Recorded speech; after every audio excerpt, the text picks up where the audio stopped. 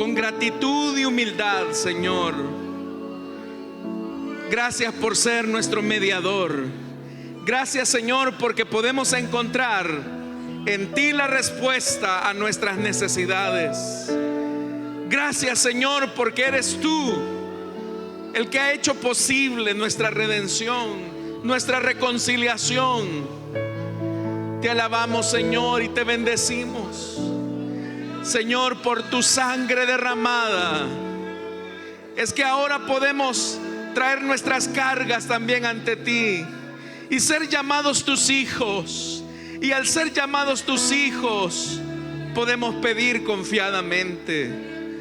Señor, por ese sacrificio perfecto, sana los cuerpos. Sana los cuerpos esta noche. Sana los cuerpos de toda enfermedad. Quita toda artritis. Quita todo reumatismo esta noche. Quita, Señor amado, toda enfermedad del corazón. Aparta toda enfermedad en los riñones, en los pulmones, donde sea que se encuentre la enfermedad, Señor. Esta noche trae sanidad a los cuerpos. Aquellos que están atravesando momentos difíciles en la familia, trae la paz, Señor, que tú has prometido. Te lo pedimos, Señor, te lo suplicamos. Igualmente aquellos que están lejos de ti, tráelos de nuevo al camino, Señor. Tráelos de nuevo al camino para que podamos, Señor, ser testigos de que tú sigues tocando las vidas. Ahora te pedimos, Señor, tráenos tu palabra. Espíritu de Dios que inspiró las Escrituras, trae la palabra fresca, trae la palabra de consuelo y de exhortación que necesitamos en Cristo Jesús. Gracias, Señor. A ti la honra, a ti la gloria. Amén y amén. Gloria al Señor, hermanos. ¿Cuántos podemos dar un fuerte gloria a Dios? Bendito sea el nombre de nuestro Dios, hermanos. Quiero invitarles esta noche a ponerse en pie. Vamos a abrir la Biblia en el Evangelio de Juan, capítulo número 9. Evangelio de Juan, capítulo número 9. Vamos a leer a partir del versículo 35 en adelante. La palabra de Dios nos dice en el Evangelio de Juan, capítulo 9, versículo 35. Jesús se enteró de que habían expulsado a aquel hombre y al encontrarlo le preguntó: ¿crees en el Hijo del Hombre? ¿Quién es, Señor? Dímelo para que crea en él. Pues ya lo has visto, le contestó Jesús. Es el que está hablando contigo. Creo, Señor, declaró el hombre, y postrándose lo adoró. Entonces Jesús dijo: yo he venido a este mundo para juzgarlo, para que los ciegos vean y los que ven se queden ciegos. Algunos fariseos que estaban con él, al oírlo hablar así, le preguntaron: ¿qué? ¿Acaso también nosotros somos ciegos? Jesús les contestó: si fueran ciegos, no serían culpables de pecado, pero como afirman que ven, su pecado permanece. Amén. Hasta ahí dejamos la lectura, hermanos. Tengan la bondad de sentarse, por favor, esta noche. La semana pasada, hermanos, concluíamos con el interrogatorio que los fariseos están llevando contra este hombre que recién acababa de recibir la vista por Jesús. Los fariseos están tratando la manera de encontrar, como lo decíamos en esa oportunidad, alguna justificación que valide su prejuicio o su rechazo hacia Jesús. Y en la medida en que ellos están empecinando en rechazar precisamente al Señor, la necedad los está llevando a la oscuridad espiritual, a la ceguera espiritual.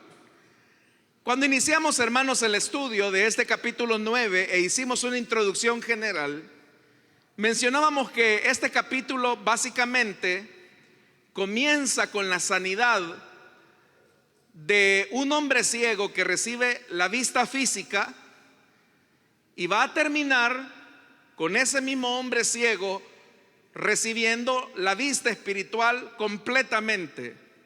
Es como una iluminación progresiva que este hombre va a tener a lo largo de toda esta narración.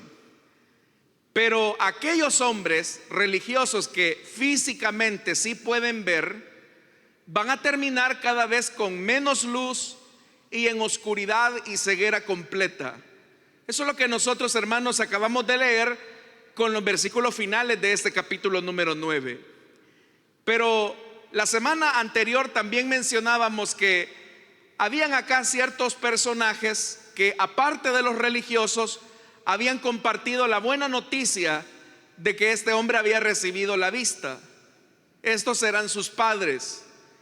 Los padres, hermanos, eran los principales testigos que ese hombre había nacido ciego de nacimiento, que no era una mentira como los fariseos en algún momento quisieron hacerlo ver cuando llamaron a los padres al interrogatorio.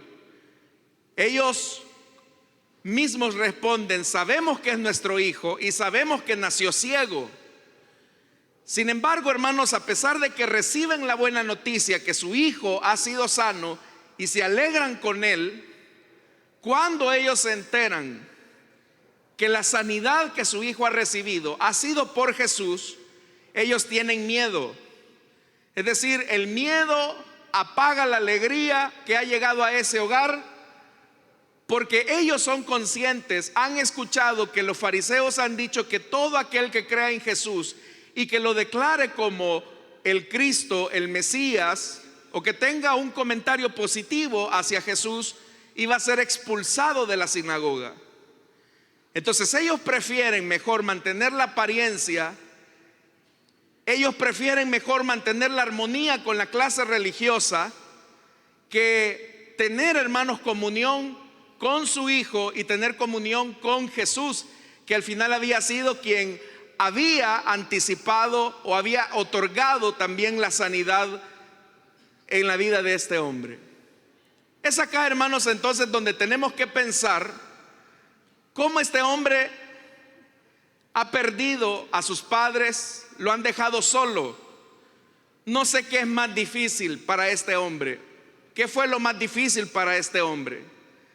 Si el abandono de su padre, de sus padres, que lo han dejado precisamente ahí, hermanos, ignorado, lo han querido ocultar, o no sé si lo que ha pesado más es el hecho de que la alegría que él les pudo haber compartido, que ha recibido la sanidad, se ha visto totalmente eclipsada por el hecho de querer minimizar o reducir el milagro que Jesús ha operado en él.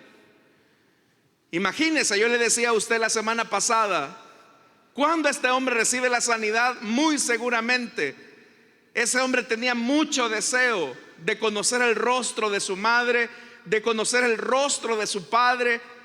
La Biblia no dice si este hombre tenía hermanos, probablemente sí.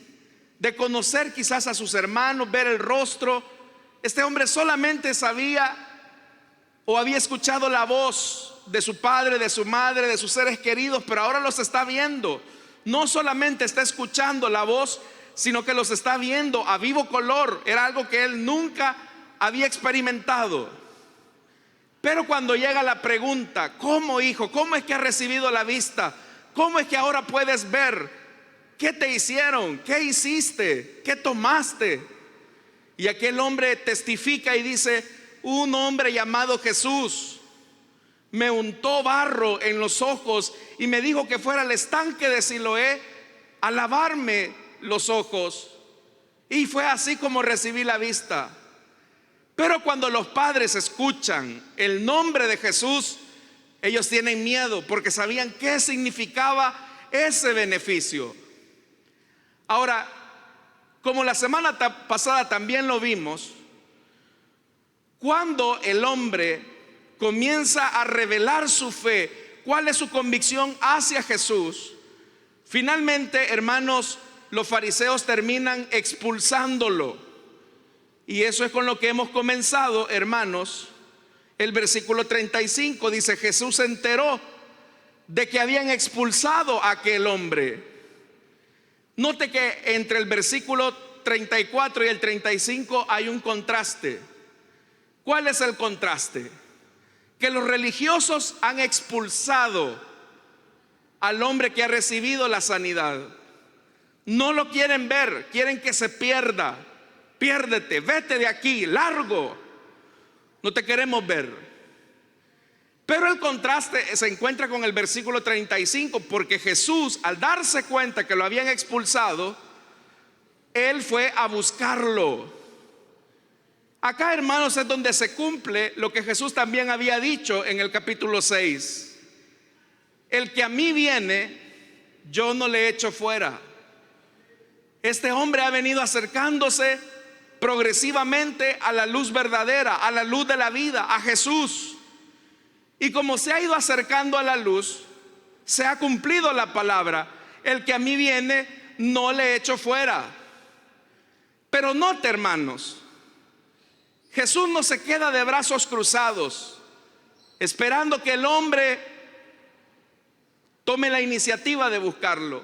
Es todo lo opuesto, es Él el que toma la iniciativa. Porque dice el 35, Jesús se enteró de que lo habían expulsado. Él se dio cuenta y no se quedó de brazos cruzados, sino que dice que lo encontró, es decir, lo andaba buscando, y al encontrarlo dice. Y eso nos revela, hermanos, la misericordia de Jesús, tal como también en el Evangelio de Lucas se nos dice: porque el Hijo del Hombre vino a buscar y a salvar lo que se había perdido. Es Jesús el que está yendo a buscar al hombre. Es Jesús el que se da cuenta que han expulsado a este hombre a causa de esa fe incipiente que Él comienza a manifestar a Él. Y notemos que cuando lo encuentra, le hace una pregunta: ¿crees en el Hijo del Hombre? Si usted tiene la Reina Valera, ya habrá notado que en la pregunta hay un cambio cristológico, un cambio teológico muy importante que hay que notarlo. Porque en la Reina Valera lo que dice en el versículo 35 dice: ¿crees tú en el Hijo de Dios? Y en esta versión que hemos leído, que es la NBI, dice: ¿crees en el Hijo del Hombre? Y usted sabe que hay una gran diferencia entre Hijo de Dios e Hijo de Hombre. Aunque son títulos que se refieren a Jesús, cada uno significa un aspecto específico de su naturaleza. ¿Por qué Reina Valera traduce Hijo de Dios en tanto que la Nueva Versión Internacional dice Hijo de Hombre? Ese cambio, hermanos, que hace o que encontramos en la Reina Valera es porque, como yo le dije a usted al inicio de este capítulo 9, este pasaje de la sanidad del ciego se utilizaba para aquellos creyentes que iban a proceder a las aguas bautismales. Entonces, con el fin de que este texto resultara, hermanos, como el fundamento de la fe del nuevo creyente, es que en los manuscritos griegos más tardíos y aún en los manuscritos latinos, algunos de ellos, hermanos, este pasaje se encuentra específicamente con esa fórmula: Hijo de Dios. ¿Crees en el Hijo de Dios? Pero los manuscritos que se han encontrado y que son más antiguos que los que utilizó Casiodoro de Reina, lo que dice es: ¿crees en el Hijo del Hombre? Pero ¿por qué, hermanos y hermanas, Jesús se presenta ante ese hombre que había sido ciego con el título de Hijo de Hombre? La razón, hermanos, es porque en los versículos que van del 39 al 41, lo que vamos a encontrar es que el telón de fondo de esta escena, de este pasaje, es el tema del juicio. Es decir, que acá la figura de Hijo de Hombre aparece como figura de juicio. Usted recordará que allá en el Evangelio de Lucas, Jesús hace una pregunta, y él dice que cuando venga el Hijo del Hombre, ¿hallará fe en la tierra? Pero note la pregunta: cuando venga el Hijo del Hombre, ¿hallará fe en la tierra? Es una pregunta. Y desde la perspectiva de Juan, Jesús ha encontrado una fe en este hombre que había sido ciego. Pero ¿en qué consiste la fe de este hombre? Es una fe, hermanos, que está superando el abandono de sus padres.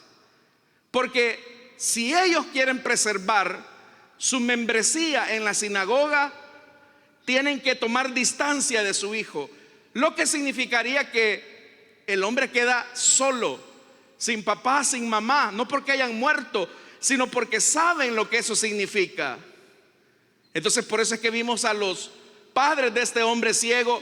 Él ya está grande, pregúntenle a él. Es como desligarse, aun cuando eso debió haber significado una alegría, un gozo para ellos. El que esa bendición haya llegado a través de Jesús supone un riesgo. Entonces la fe de este hombre es una fe que está superando el abandono de sus padres. Nosotros también debemos de entender algo, y es que la verdadera fe también supera el abandono de diferentes relaciones que nosotros podamos tener. El hombre que había recibido la sanidad ahora se está dando cuenta que está solo, que su padre y su madre le han dado la espalda, que su padre y su madre no acompañan la sanidad de su hijo, la sanidad de este muchacho. Entonces está solo. Pero notemos, hermanos, que este hombre se supera el abandono, y lo que lo hace superar ese abandono es su fe. Cuando nosotros creemos en Jesús, en ocasiones, hermanos, nos van a abandonar nuestro padre, nuestra madre, nos pueden abandonar nuestros hermanos, nos puede abandonar nuestro esposo, nuestra esposa. Y ante ese abandono, ante esa soledad, nosotros tenemos que decidir a quién vamos a ser fieles. Si a la relación con nuestros padres, si a la relación con nuestro esposo, si a la relación con nuestra esposa, si a la relación con nuestros hijos, o vamos a serle fieles a Jesús hasta la muerte.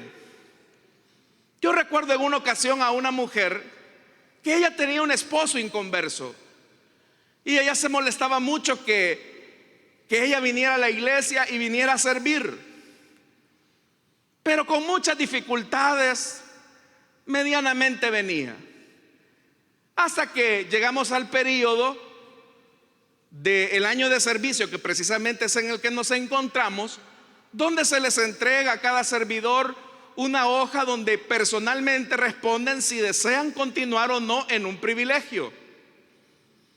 Y como yo conocía a esta hermana me dijo: no, ya no voy a continuar. Y yo le pregunté: hermana, noté que en su hoja de servicio usted puso que no. Y ella me dijo: sí, hermano, y no solamente ya no voy a servir, sino que voy a dejar de venir a la iglesia porque mi esposo ya no quiere que me congregue, mi esposo ya no quiere que le sirva al Señor, así que ya no voy a venir tampoco a la iglesia. Y yo le dije: hermana, ¿usted es consciente de lo que está diciendo? Sí, hermano, mire, yo no es que voy a dejar de ser cristiana, me dijo, porque yo puedo ser cristiana sin congregarme. ¿Y eso quién lo dice?, le dije yo. Pues yo creo, me dijo. Pero ¿y cómo hacemos con Hebreos, que dice: y no dejando de congregarnos, como muchos tienen por costumbre? Entonces la hermana me dijo: sí, yo sé, hermano, pero quiero estar tranquila, quiero estar en paz con mi esposo. Pero vea qué es lo que está pasando ahí, que ella está colocando a su esposo en una posición que no le corresponde en su vida. Porque por encima de nuestra relación con nuestro esposo, nuestra esposa, nuestros hijos, nuestros amigos, nuestros compañeros de trabajo, por encima de cualquier relación, Jesús debe estar en primer lugar. Jesús debe estar en primer lugar. Entonces vea que la fe de este hombre es una fe que supera el abandono. Él es consciente que sus padres le han dado la espalda, que no puede contar con ellos. Pero también es una fe que supera el rechazo de los líderes religiosos.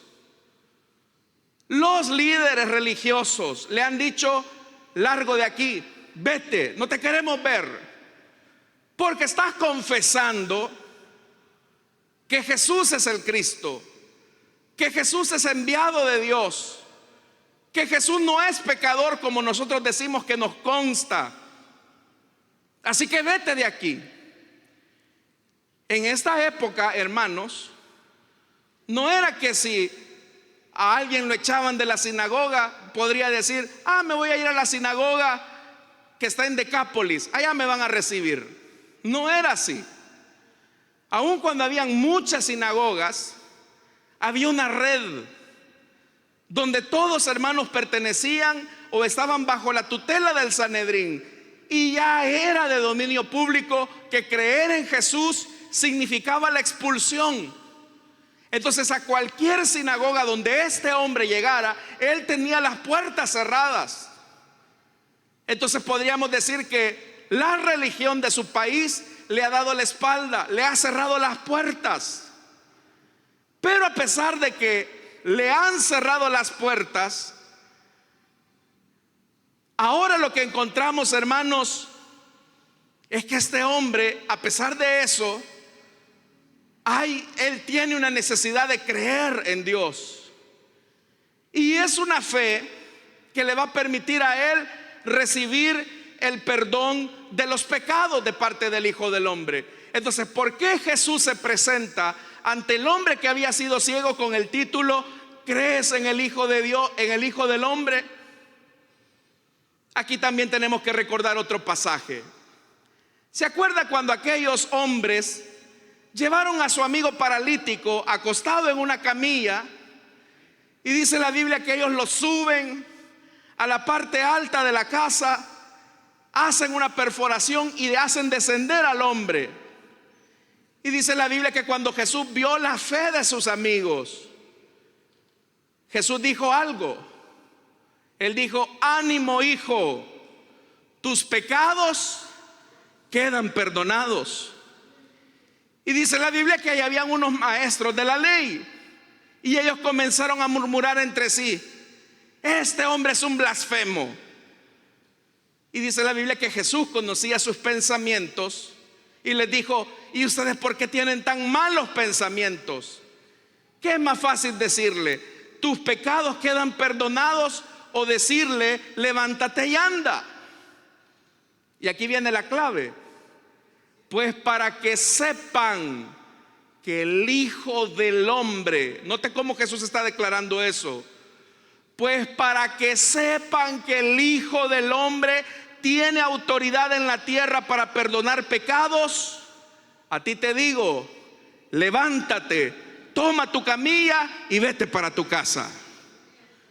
Pero note cómo Jesús se está presentando ante el hombre que estaba paralítico, para que veas que el Hijo del Hombre tiene autoridad para perdonar pecados. Entonces, cuando Jesús se presenta ante el ciego como: ¿crees en el Hijo del Hombre?, es como llegar a la cima de la luz, es como llegar al clímax de la iluminación. Ok, me hiciste caso cuando te unté lodo en los ojos y te dije que te fueras a lavar al estanque de Siloé. Te has mantenido firme frente a los fariseos y me has declarado como profeta, me has declarado como un hombre piadoso, lo que significaba ir en contra del testimonio de los fariseos que decían que a ellos les constaba que ese hombre era un pecador. Pero ahora te quiero hacer la pregunta definitiva: ¿crees en el Hijo del Hombre? Y esa pregunta es fundamental, porque si la conectamos con el pasaje de la sanidad del paralítico, lo que Jesús le estaba preguntando era: ¿quieres recibir el perdón que te va a permitir ver la luz completamente? Y vea, hermanos, la pregunta es determinante. ¿Crees en el Hijo del Hombre? ¿Qué sabía el hombre? Hasta este momento el hombre sabía que Jesús era profeta. Contrario a lo que los fariseos decían, que Jesús era un pecador, el hombre sabía que Jesús era un hombre piadoso que hacía la voluntad de Dios. El hombre sabía que Jesús tenía poderes únicos. Él mismo les dice a los fariseos: jamás se ha sabido que alguien le haya abierto los ojos a uno que nació ciego. El hombre también sabía que Jesús venía de parte de Dios. Él mismo les dice: si este hombre no viniera de parte de Dios, no podría hacer nada. Hasta este momento la fe de este hombre ha venido en ascenso, en ascenso, en ascenso. Ahora llega al clímax. Y la pregunta es: ¿crees en el Hijo del Hombre? Hermanos, esa pregunta es clave. Pero vea lo que dice en el versículo 36. El hombre está decidido. Es un hombre osado, valiente. Respondió y dijo: ¿quién es, Señor, para que crea en él? No sabemos si la expulsión de este hombre de la sinagoga era una expulsión temporal o permanente, porque dentro de los reglamentos del judaísmo se podía expulsar a un hombre por un mes, por 2 meses, 3 meses, hasta que llegaban al punto de excomulgarlo. Es decir, tú ya no eres bienvenido en este lugar, a ti ya no te vamos a dar entrada a este lugar. Pero cuando este hombre dice: ¿quién es, Señor, para que crea en él? Si la expulsión había sido temporal, ahora con esta pregunta la expulsión iba a ser permanente. Porque si lo habían expulsado porque había dicho que a él le parecía que era profeta, que Jesús no era pecador sino un hombre piadoso que hacía la voluntad de Dios, que jamás se había sabido de alguien que le hubiera abierto los ojos a un ciego, y llegó al punto de decir: este hombre viene de parte de Dios. Si con todas estas declaraciones la expulsión había sido temporal, ahora con la pregunta: ¿quién es? Yo quiero creer en él. Ahora la expulsión iba a ser definitiva. ¿Qué significa esto? Que el hombre es consciente del riesgo, de la implicación que significa creer en el Hijo del Hombre.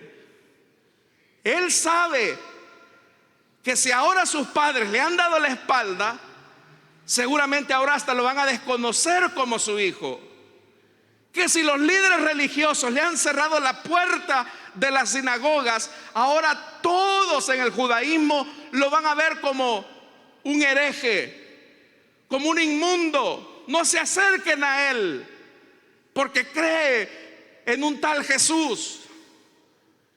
Es decir, hermanos, tiene todo el mundo en su contra. Todas sus relaciones anteriores se están fracturando a causa de la fe en Jesús.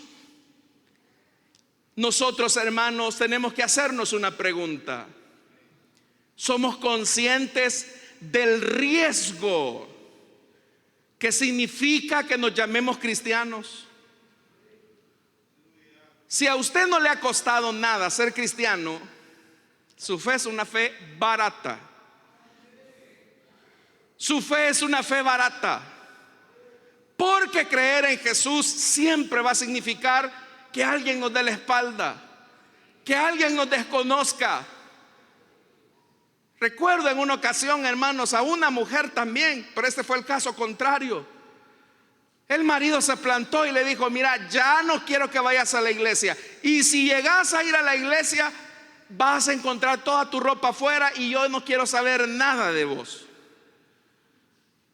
Y la mujer pues le dijo: mira, amor, si te dejé la cena hecha, tu ropa está limpia, la casa está ordenada, yo quiero congregarme, le dijo.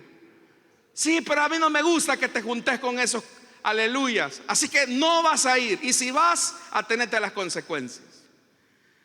La hermana, muy ubicada, se vino para la iglesia. ¿Y sabe qué fue lo que pasó cuando regresó? Toda su ropa estaba afuera y el esposo no la dejó entrar. Pero esta mujer, hermanos, era consciente del riesgo que significaba seguir a Jesús. La pregunta que tenemos que hacernos nosotros ahora es si somos conscientes de ese riesgo, porque Jesús nos va a preguntar: ¿crees en el Hijo del Hombre? Y si crees, tienes que saber que va a haber alguien que te va a dar la espalda. Va a haber alguien que te va a ignorar. Va a haber alguien que te va a menospreciar. Por eso es que el seguimiento de Jesús es caro, es costoso. A eso se refería Jesús. Quien no sea capaz de dejar padre, madre, hijos, mujer, hermanos, por mi causa, no es digno de mí. Mejor ni lo intente. Pero este hombre dijo: hermanos y hermanas, yo quiero saber quién es para que yo crea en él. Él ha llegado a la cima. Y verso 37 dice: le dijo Jesús: pues le has visto, y el que habla contigo, Él es. Él es. Ahora se está completando el verdadero milagro.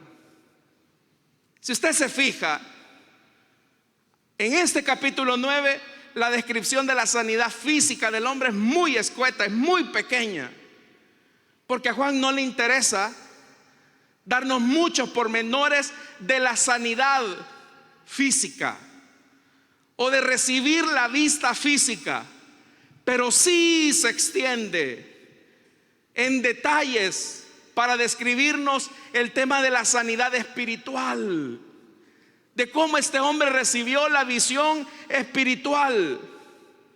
Entonces significa que la sanidad de la ceguera física era solamente un anticipo que lo preparaba a él para ver a Jesús y creer en él. Acá, hermanos, se está completando el milagro espiritual. Y quiero que usted note algo que ya vimos en este evangelio de Juan. Solo a este hombre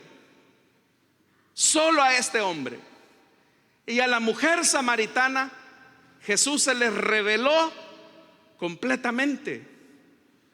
Solo a la mujer samaritana Jesús le dijo: yo soy el Mesías, yo soy el Cristo. Solo, hermanos y hermanas, a este hombre Jesús le dijo: yo soy el Hijo del Hombre, para que tú creas en mí. ¿Por qué? ¿Por qué, hermanos y hermanas, solamente a ellos dos? ¿Por qué solamente a ellos se les ha permitido esa revelación así tan clara, tan diáfana? Es por la gracia, por supuesto. Pero también, hermanos, hay algo que tuvieron la samaritana y este ciego en común, y es que ellos se sobrepusieron al riesgo del rechazo. Ellos se sobrepusieron al riesgo del abandono. A la mujer samaritana no le importó reconocer a un judío como el Mesías. Recuerde que judíos y samaritanos no se llevaban, pero la mujer samaritana fue al pueblo a gritar. No le importó que la rechazaran, pero ella recibió la revelación. Igual a este hombre no le está importando que le han dado la espalda sus padres, sus amigos de la sinagoga, los líderes espirituales de la sinagoga. No le importa, porque él quiere creer en él. Entonces, hermanos, Si nosotros queremos ser testigos de la revelación de Dios, testigos de la manifestación del poder de Dios, desde ya se lo digo, va a tener que asumir el riesgo. Porque nosotros queremos tener revelaciones de Dios, queremos ver la gloria de Dios. Pero si usted no está dispuesto a asumir ese riesgo, si usted no está dispuesto, hermano, a perder unas cuantas relaciones por la causa de su fe, mejor ni le pida al Señor: Señor, revélate, Señor, muéstrame, Señor, háblame en voz audible. Porque eso solamente está reservado para aquellos que asumen el seguimiento a pesar del riesgo que supone seguir al Hijo de Dios. ¿Y cuál fue la respuesta que dio ese hombre? Por lo que vamos a ver en los versículos siguientes, no era un diálogo entre Jesús y el hombre ciego. Ahí habían otra gente, entre ellos los fariseos que le habían cerrado la puerta. Y él no dijo, porque Jesús le preguntó: ¿crees en el Hijo del Hombre? Y él no dijo: sí creo, Señor. ¿Se ha fijado que hay cristianos que cuando uno los saluda en el trabajo: hermana, Dios le bendiga? Buenos días, pastor.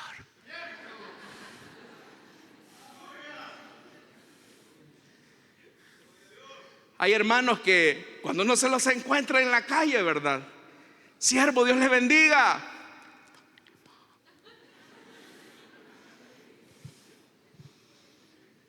No, Jesús le preguntó: ¿crees en el Hijo del Hombre? Él no dijo: sí creo. No, él dijo: creo, Señor. Creo, Señor. Sin importar el riesgo, sin importar el abandono, él creía y lo estaba haciendo públicamente. Lo estaba haciendo públicamente. Por eso es que este pasaje se utilizaba para preparar a los candidatos de bautismo en la iglesia primitiva. Porque cuando el ministro oficiante estaba a punto de sumergir al creyente en las aguas bautismales, el ministro le preguntaba: ¿crees en el Hijo del Hombre? Y ese hombre o esa mujer tenía que decir: sí creo en el Señor Jesús. ¿Pero qué significaba eso? En una época donde perseguían a los cristianos, en una época donde solamente se le llamaba Señor al César, en una época donde la veneración, la adoración era solamente hacia el César. ¿Qué significaba eso? Significaba que la cabeza le iba a rodar a ese creyente. Por eso, hermanos, es que uno no entiende cómo es que hay cristianos de la secreta. Sí, y eso solamente por mencionarle un detalle. Yo sé que no tenemos que fijarnos en exterioridades, pero hay gente, hermanos, que ni en sus redes sociales se identifican como cristianos. Y yo sé que esa es una pequeñez. Suben tonterías, menos algo que edifique. Pero hay otras cosas más importantes que esas, yo estoy claro. Pero este hombre está diciendo a viva voz frente a los fariseos: creo, Señor. Pero no solo eso, hermano, no solamente hizo una confesión pública de su fe en Jesús, sino que, ¿qué dice más el versículo 38 en la parte final? ¿Qué hizo? Le adoró. Le adoró, se postró. ¿Qué pasaba cuando, bueno, en primer lugar, ¿a quién es el único al que hay que adorar, hermanos? Solo a Dios, ¿verdad? Entonces, ¿qué está haciendo este hombre? Está declarando a Jesús como Dios.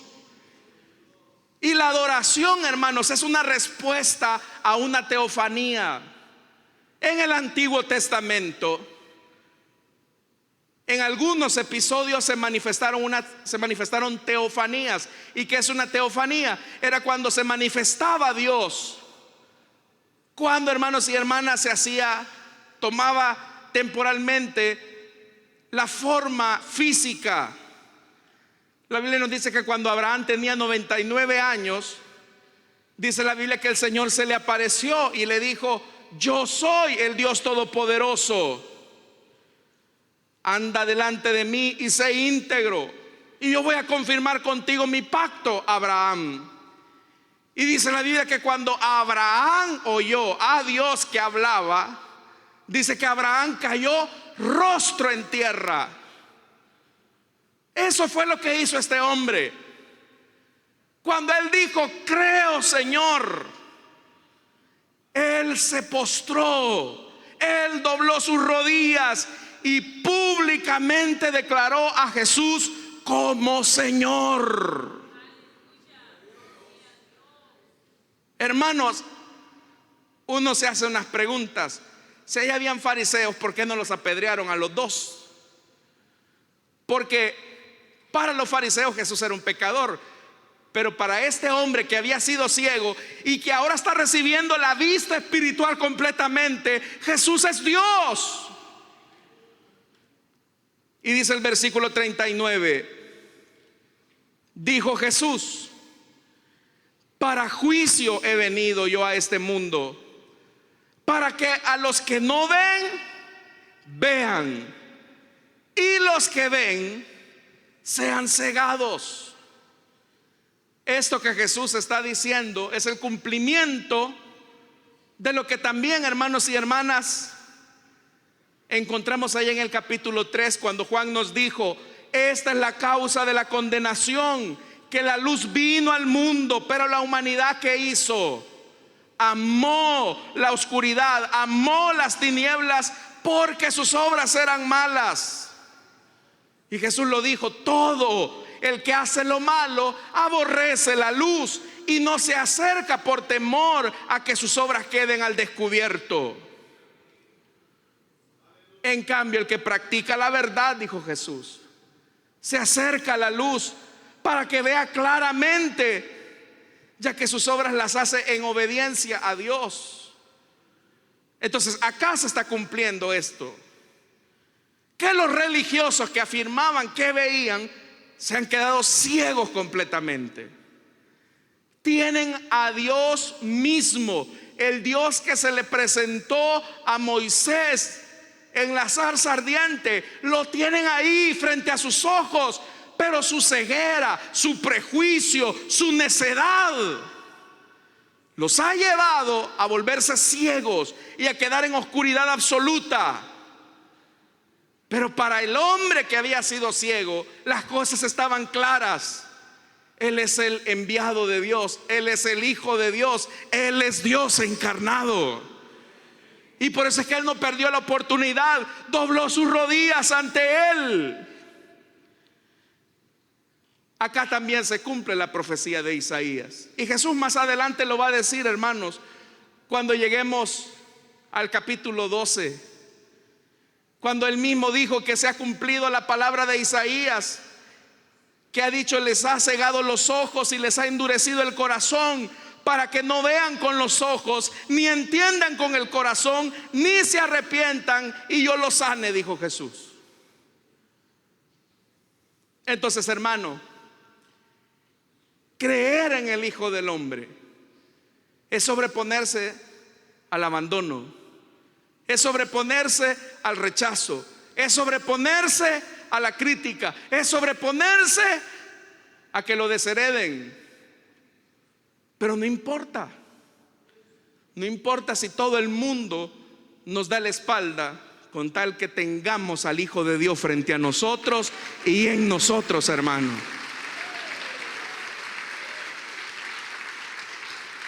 Es mejor eso. Y dice el 40: entonces algunos de los fariseos, es que ellos escucharon, Algunos de los fariseos que estaban con él, al oír esto, le dijeron, y aquí, hermanos, es como que ellos mismos se tiran la última palada de tierra sobre el ataúd: ¿acaso nosotros somos ciegos también? Jesús les respondió: si ustedes fueran ciegos, no tendrían pecado. Es que si hubieran admitido que eran ciegos, habría venido la luz hacia ustedes. Pero vea lo que dice la parte final del 41. Pero como ustedes dicen que ven, su pecado permanece.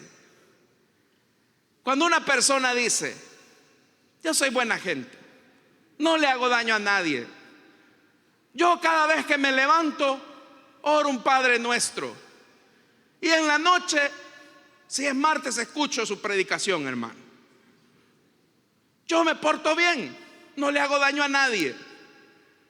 Pero eso de que yo tenga que pasar al frente y decir que soy pecador, no, yo no soy tan pecador. Pecador es aquel que robó, pecador es aquel que mató, pecador es aquel que practica la hechicería. Pero yo soy un buen ciudadano, pago mis impuestos, amo a mi familia.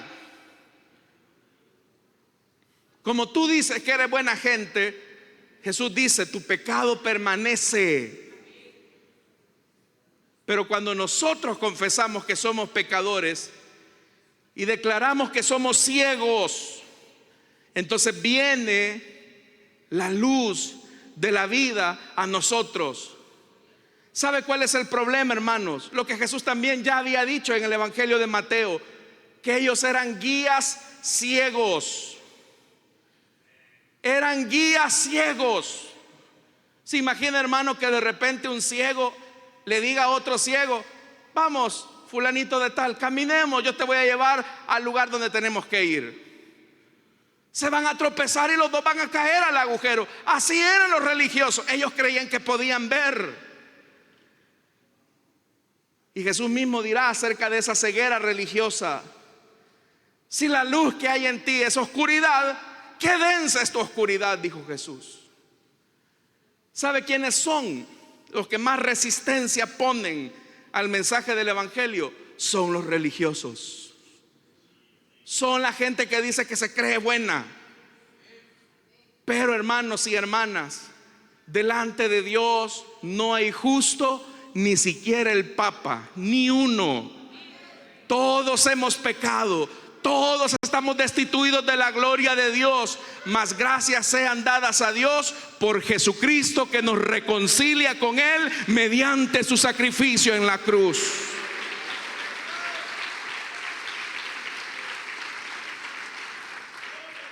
Entonces, ¿qué necesitamos? Reconocer que somos ciegos para poder ver. Vea que el pasaje se cierra, y por eso yo le decía a usted cuando hicimos la introducción general de este capítulo 9, le decía, por eso es que este pasaje se utilizaba con los creyentes que se iban a bautizar. Era como: estén conscientes de lo que significa seguir a Jesús. No podemos ser cristianos de la secreta. No podemos ser creyentes así como medio salcochados, como dijo alguien. Tenemos que ser cristianos cabales. Y si eso va a significar que nuestro esposo nos dé la espalda y se vaya con otra mujer, pues papito, que te vaya. No te puedo decir que te vaya bien porque te va a ir mal, que te vaya mal. Pero yo me he quedado con el mejor, que es mi Jesús, mi amado, mi prometido, mi esposo.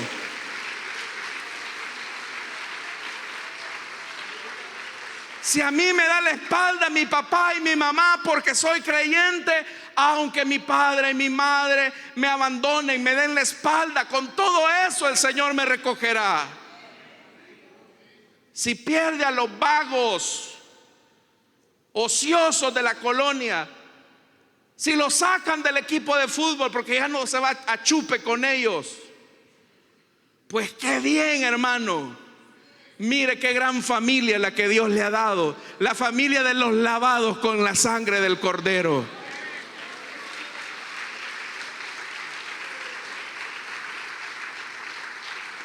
Así que asuma, no sea cobarde. Si no se ha identificado como creyente en su trabajo, comience a hacerlo. Comience a dar testimonio de su fe en Jesús. No diga, no, yo voy a la iglesia por acompañar a mi esposa, por acompañar a mi esposo. Yo no es que sea así, ¿verdad? Porque los mediocres, hermano, los tibios, no heredarán el reino de los cielos. Así que yo le voy a hacer la misma pregunta que Jesús le hizo al hombre. ¿Crees en el Hijo del Hombre? ¿De verdad cree en el Hijo del Hombre? Entonces póngase en pie para adorar al Hijo del Hombre, hermanos. Vamos a orar, vamos a cerrar nuestros ojos y vamos a adorar al Dios que se nos ha revelado. Padre que estás en los cielos, Señor amado, te damos gracias por tu palabra. Te damos gracias porque revelaste a tu Hijo Jesucristo. Nosotros no tuvimos temor en decir que éramos ciegos, y tu luz, Señor, se abrió a nosotros.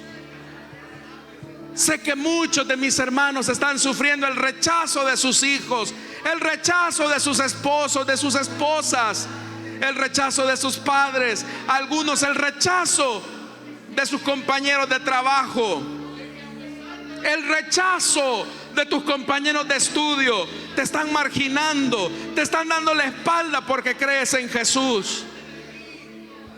Pero yo te digo, has escogido la mejor parte en tu vida. Tener a Jesús es tenerlo todo.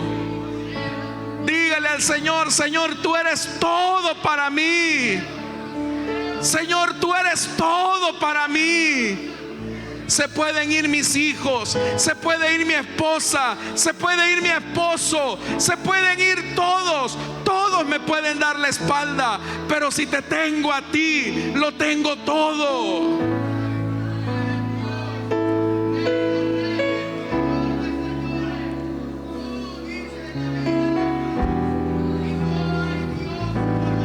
Dice la Biblia que cuando él dijo: sí creo, Señor, dice que postrado se adoró, postrado adoró.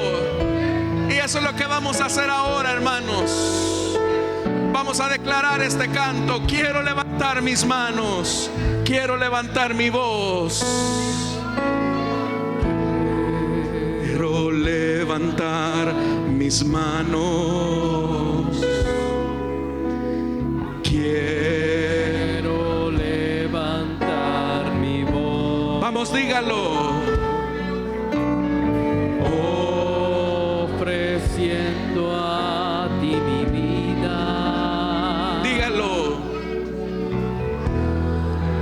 En santidad y amor.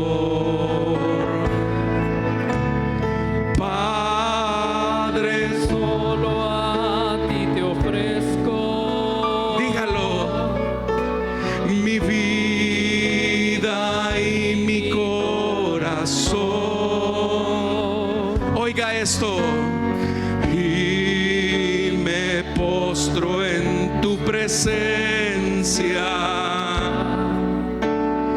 en adoración. Y la iglesia declara: Hijo de Dios,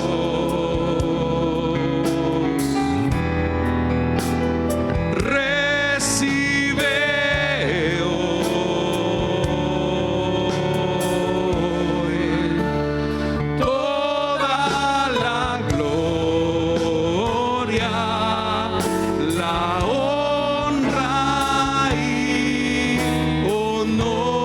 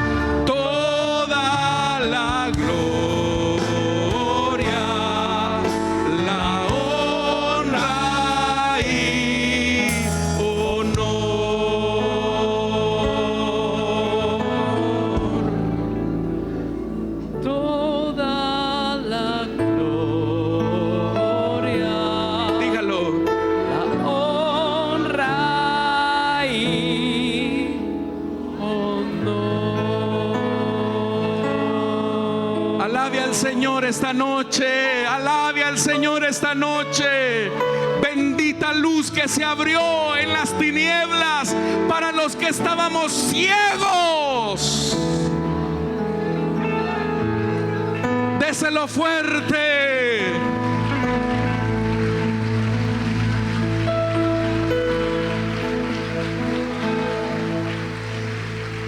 Solo con nuestras voces.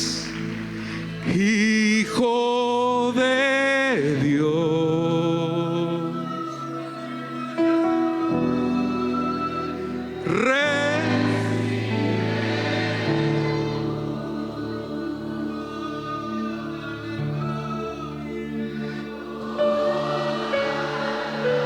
gloria, honra y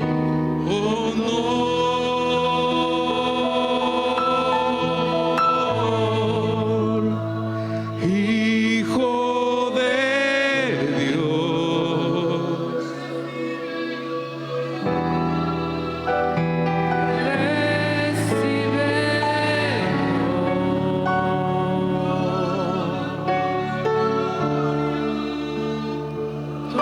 toda la gloria, la honra y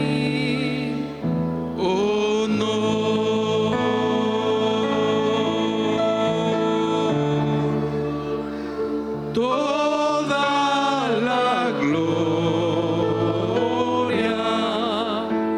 la honra y honor. Dele fuerte esa ofrenda de palmas al Rey.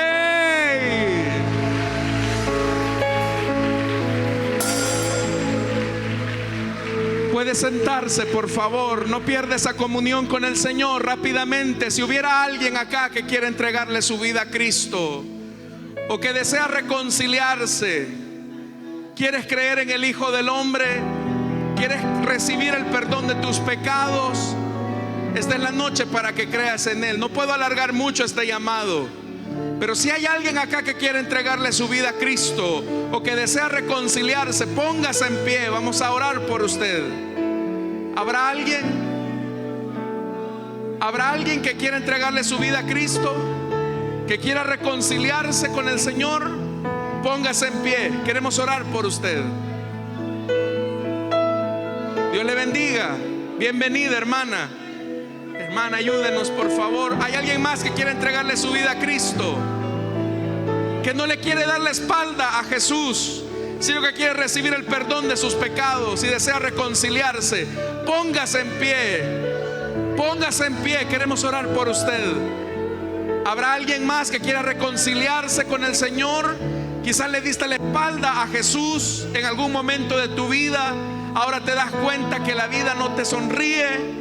Este es el momento para volver a Jesús. ¿Hay alguien más que quiera entregarle su vida a Cristo, que desea reconciliarse? Venga, asuma ese compromiso con Jesús. ¿Crees en el Hijo del Hombre? ¿Hay alguien más? Sé que tienes la intención de ponerte en pie y Jesús te está esperando. Él te trajo a este lugar. Él usó a tus compañeros, a tu amigo, a tu familiar para que creas en Él. ¿Hay alguien más? Venga, quiero orar por usted. ¿Quieres recibir el perdón de tus pecados? ¿Hay alguien? Vamos a orar ya por esta vida, pero te está cerrando la mejor oportunidad de tu vida. ¿Quién sabe y no te vuelvan a preguntar esto? ¿Hay alguien más que quiere entregarle su vida a Cristo o desea reconciliarse? Póngase en pie.